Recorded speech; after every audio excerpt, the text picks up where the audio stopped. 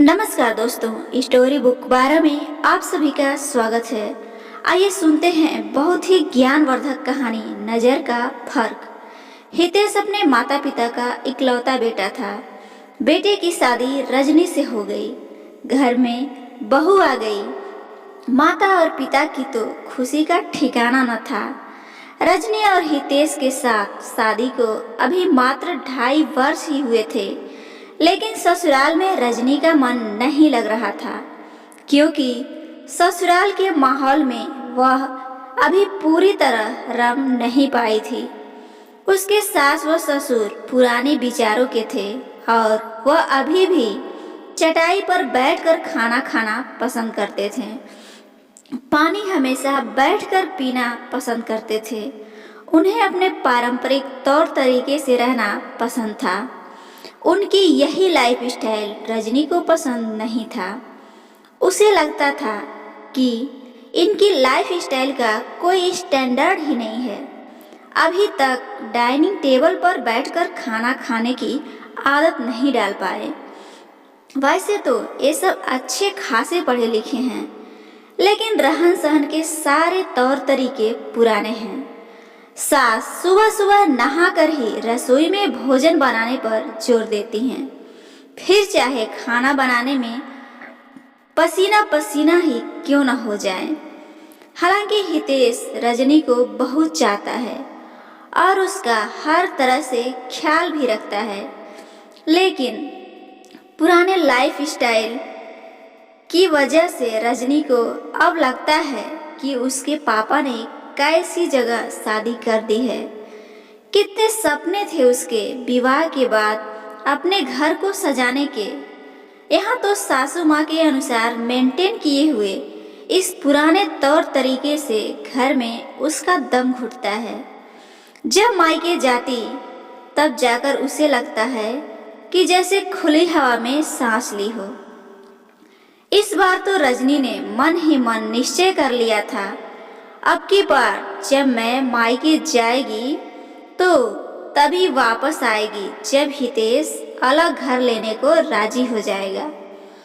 हितेश से वापस इस घर में आने से साफ साफ इनकार कर दूंगी।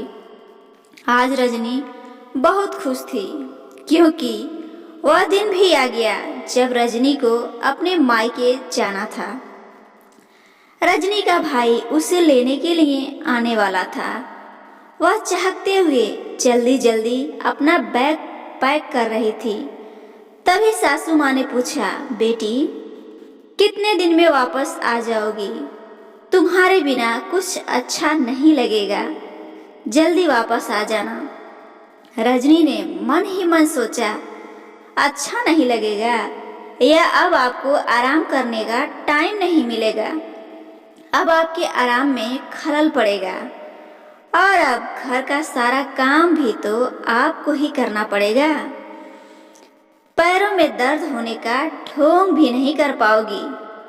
परंतु ऊपरी दिखावे में रजनी ने कहा, इतने दिनों बाद माँ के घर जा रही हूँ तो कम से कम महीने 2 महीने तो रहूंगी ही। जवाब सुनकर रजनी की सास चुप हो गई। आज रजनी मन ही मन में बहुत खुश थी। सोच रही थी कम से कम अब इन खड़ूस लोगों से छुटकारा मिलेगा। अब तो मैं हितेश के अलग होने पर ही वापस लौटूंगी। मायके में पहुंचकर रजनी ने चैन की सांस ली। उसकी माँ, भैया, भाभी व छोटी बहन सब ने उसको सिर आंखों पर उठा लिया। दिन भर तो बातों से किसी को फुर्सत ही नहीं मिली। हंसी मजाक के माहौल में कब शाम हो गई पता ही नहीं चला। रात में रजनी की पसंद की बेड़मी, पूरी, आलू की सब्जी, मलाई कोफ्ता और बूंदी का रायता माँ और भाभी ने मिलकर बनाए थे। रजनी ने अपनी भाभी की बलैया लेते हुए कहा, भाभी तुम्हें तो अभी तक मेरी पसंद याद है। भाभी ने हंसते हुए कहा कि माँ जी है ना याद दिलाने के लिए, भूल कैसे सकती हूँ। रजनी माँ के गले लग गई। माँ, मैं आपको बहुत मिस करती हूँ। मेरी सास आपकी जैसी क्यों नहीं है? फिर भाभी को देखकर उसने आह भरी और कहने लगी, भाभी आप कितनी किस्मत वाली हैं जो आपको इतनी अच्छी ससुराल और मेरी मम्मी जैसी इतनी अच्छी सास मिली। सुनकर भाभी और मम्मी दोनों मुस्कुराने लगी, बोली कुछ नहीं। अगले दिन रजनी ने भाभी को कहते हुए सुना, उसकी भाभी भैया से कह रही थी, आप कैसी बात करते हो? मैं दीदी और माँ के साथ बाजार नहीं जाना चाहती, मुझे आपके साथ जाना है। मैं कितने दिनों से सोच रही थी आपके साथ जाकर अपने मनपसंद की शॉपिंग करूंगी, और आप हैं कि फिर मना कर रहे हैं। मैं सिर्फ और सिर्फ आप ही के साथ बाजार जाऊंगी बस। भैया धीमी आवाज में बोले, दीदी आई है ना, तो उनके साथ जाने में क्या परेशानी है तुम्हें? माँ के साथ जाओगी तो माँ भी खुश होगी ना। हम फिर कभी चले जाएंगे। भाभी नाराज होती हुई बोली, वे आपकी माँ हैं, आप जाओ उनके साथ, मुझे नहीं जाना। रजनी इससे ज्यादा नहीं सुन सकी। उसके कानों में भाभी के कहे हुए स्वर गूंज रहे थे, आपकी माँ, आपकी माँ। रजनी सोचने लगी, तो क्या भाभी के मन में भी माँ के प्रति अपनेपन का वैसा भाव नहीं है जैसा मैं सोचती थी? भाभी भी मेरी माँ को पराया समझती हैं। अब रजनी के अंतर मन ने कहा, हाँ वे तुम्हारी और तुम्हारे भाई की माँ हैं, भाभी की माँ नहीं। भाभी की सास हैं, सिर्फ सास। अंतर मन ने कहा, तुम भी तो हितेश की माँ को माँ नहीं सास ही मानती हो ना। लेकिन मेरे सास ससुर तो बहुत खड़ूस हैं। रजनी ने अपने अंतर मन से बचाव किया। तो तुम्हारी भाभी की नज़र में तुम्हारी माँ अर्थात उसकी सास भी खड़ूस होंगी, रजनी की अंतरात्मा ने जवाब दिया। अब रजनी को अच्छी तरह से समझ में आ चुका था कि यह सब नज़र का फर्क है और दो परिवारों का फर्क है। जिस प्रकार दो लोग एक जैसे नहीं हो सकते, वैसे ही दो परिवार भी एक जैसे नहीं हो सकते। विचारों का अंतर तो होगा ही, फिर चाहे उसकी खुद की माँ हो या उसकी सास।